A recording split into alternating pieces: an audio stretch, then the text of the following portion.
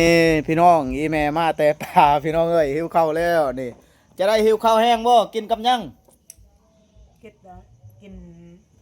แจวหมักเผ็ดกินแจ่วมักเผ็ดโอ้พี่น้องเอ้ยแม่กินแจ่วมักเผ็ดนี่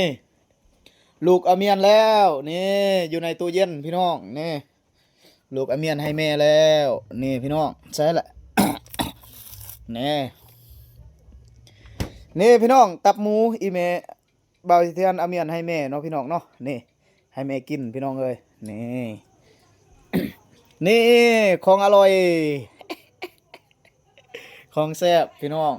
นี่กินให้กินโซให้ FC นะกัดเลยกัดเลยงั้นเลยกระดาษเลยอ่อนๆอยู่นี่พี่น้องโอ้แซ่บๆพี่น้องเอ้ยอีเมกินพี่น้อง เพิ่นมาแต่เก็บผักเนาะพี่น้องเนาะกะหิวหลายเพิ่นว่ากิน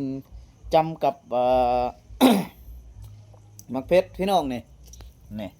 กินมักเพชรแต่ว่าใบเทียนกะจงไว้แล้วเนาะพี่น้องเนาะนี่แหละสาเหตุพี่น้องว่าเป็นหยังใบเทียนจึง